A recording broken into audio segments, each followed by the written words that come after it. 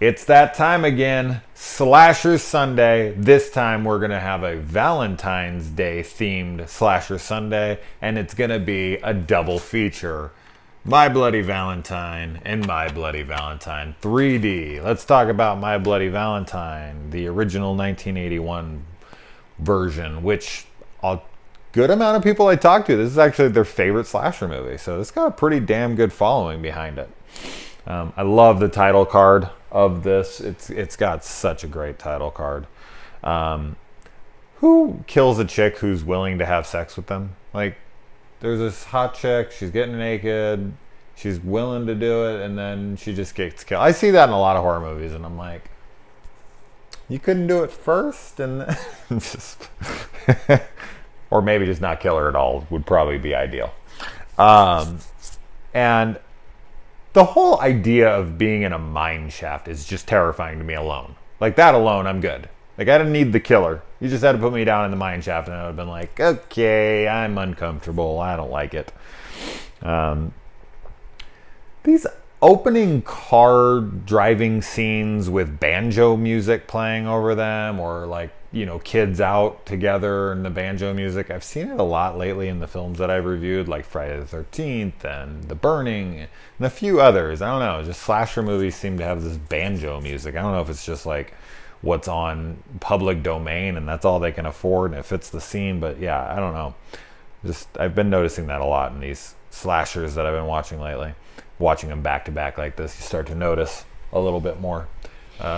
The town is aptly named Valentine's Bluff. And I like when the guy comes into the bar and they're all going to kiss each other's girlfriends, and not each other's girlfriends, their girlfriends. You know what I mean. And one of the guys grabs his girlfriend by the head, picks her up off the ground, WWF style, or WWE, or whatever the fuck it's called now, and just kisses her. It was pretty funny. I was like, whoa, that had to be perfectly timed, otherwise he would be hurting her terribly. We have yet another old man, you know, the bartender, who's warning them, this town is cursed, you damn kids better listen or you're gonna die. God, it's funny how many of these are in here, and it's like it's 1981. I don't really feel like they could have seen Crazy Ralph, or they could, like, I don't feel like these, I don't know, like, what playbook were these guys going off of that in a short period of time all these slashers seem to have the same tropes. It's interesting. And I like that in this movie, that because it's, you know, Valentine's Day is set on the 14th, that they were smart enough to have a couple days before so that they could set one of the days on Friday the 13th as well. So they get like a double, you know, holiday here in this movie. So that's pretty cool. I love the backstory, like when they show the old story of what happened to, you know, all the miners down there. But the whole idea that they dug for 6 weeks to try to get these guys out, and then when they got down there, the guy had eaten the other people, and yeah, 6 weeks. I was like, I probably could have made that 6 days, unless I heard it wrong, but I'm pretty sure they said 6 weeks. And yeah, I don't know what the hell he was drinking down there for 6 weeks. Their blood, I guess. I don't know how much water he had.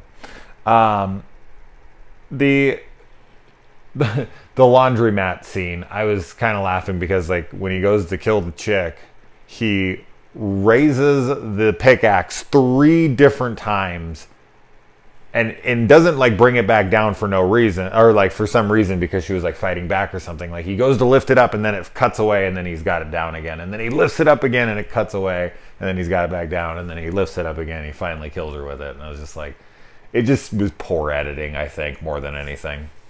I think that the reason that this movie works is it's got, for one, just a great concept. The whole miner town and the look of the killer and the backstory and all that really, really works. There's almost no gore in this movie. Now, I was reading that the MPAA had 9 minutes of this movie cut out for gore. And that, you know, it still exists, but they're having problems releasing it, and that they had an alternate cut with like 3 extra minutes, but we need those 6 extra minutes because this movie is desperately in need of some gore. That's the biggest downfall of this movie, is that the kills are very weak. Like, the rest of the movie's great. It's got great characters, great concept, great looking killer, great setting. Everything is really, really well done here. If it just had some kick-ass, like Friday the 13th Part 4 or The Mutilator, which I just recently watched again, and the kills in that are fucking incredible. If this had incredible kills, this would damn well be up there, but the kills really bring it down for me, because I watch slasher movies for gore and tits, and we've already went over this a million times. Having a love triangle in this is smart, just because it's set on Valentine's Day, and there has to be some kind of romance going on. So I like that addition, and kind of the tension between, the 2 main lead guys. I really liked that. I thought that worked really well. As I said, pretty much everything works here, except for the kills. It's unfortunate. And of course, proper timing in any slasher movie.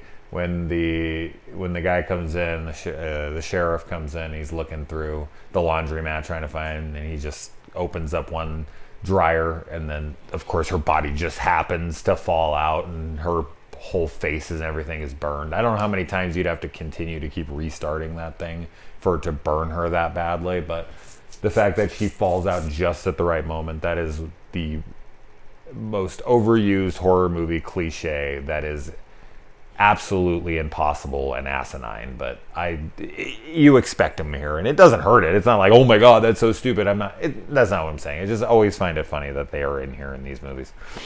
And I like in the bar that they go to, that there's just really shittily cut out pictures of nude women from like Hustlers just taped on the wall, like you would see in like a 13-year-old boy's room, or mine right now.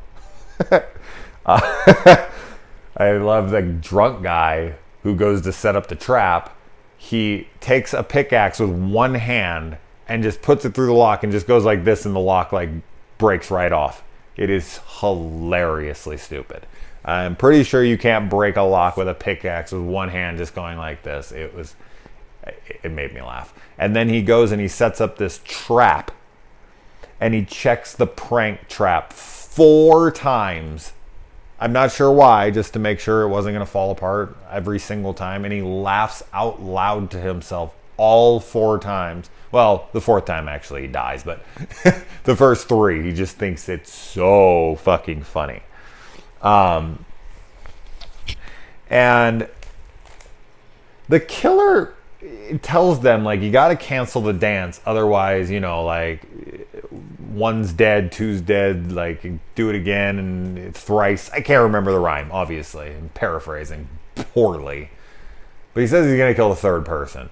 And they go and they try to cancel the dance, and he still kills someone. Now, granted, yes, they, were having the party, and he was there to find out that they were going to go through with the party anyways, but the sheriff and the mayor did exactly what he told them to do, and he still killed people. Like, don't get me wrong, he's a killer, he's a psychopath, doesn't matter, but I was kind of like, oh, come on, they played by the rules. Some bullshit, man. You need to go hang out with John Kramer, Jigsaw, for a little bit and understand the rules of the game. They did what you told you to. You should have stopped killing people, the movie would have been over, and it would have sucked. All right. And I like when the chick comes in and she's like talking to Axel and the other guy, and they're like having their little dispute. Like, as soon as it starts, the record, like the music just stops, and you just don't see anyone do it. It just so happens to stop. And I don't know if like someone's like, oh, like drama, take the music off. Like, it doesn't like screech or anything. It, like, actually the song just ends. Maybe it was just the end of that song and no one else put money in the music box. Jesus Christ, the jukebox. But I just thought it was funny how it like appropriately ended right at the right second. It was just totally pointless to point out, but I still found it funny. I also found it funny that the guy was like snorting a bottle, a can of Coke, even though it wasn't actually Coke. I thought that was actually kind of a funny little thing. And The shower scene kill, I think that's the best like looking kill, even though we only see it from the side. Just seeing the the water shooting out her mouth with the blood, and you kind of see it from the side. I wish I could have saw that kill a little better, but whatever. And then him hiding the body of the dude's face he boils in the fridge was a risky move, because that guy goes and opens up the fridge to get some beers and just so happens to not look when he grabs them. And if he would have saw the body, those kids would all ran off, and he probably wouldn't have been able to get any of them, unless we definitely wouldn't have had the climactic scene down in the mine. And that's just a great place to end this, is in the mine shaft. I love that they go down there. I think the person's already dead, but we got the hanging decapitation. The body comes down, it like hangs so hard the neck breaks off and the body falls. That's a great looking scene right there. Absolutely loved that. And I actually really liked the fight, between the killer and the other dude. That was actually a pretty good fight. I was actually genuinely into it. And I really love the whole, be my bloody Valentine, haha. And like he laughs as he runs off into the bag of mine like he's a nutcase. Like, there's no exit. You're insane. Like, I don't know. That was great. That was a really cool send off. Like, be my bloody Valentine. Like the way he says it, it's awesome. Good stuff. Great movie.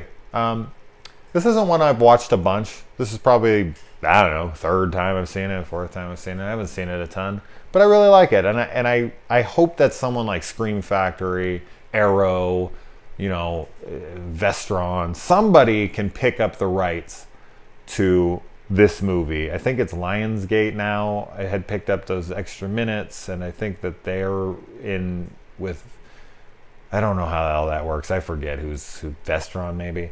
But yeah, I would love to see the 9 minutes restored, thrown back in the movie, up the gore, and this would shoot up heavily on my list. All right, guys, let's move on to the remake in the next video, not in this one.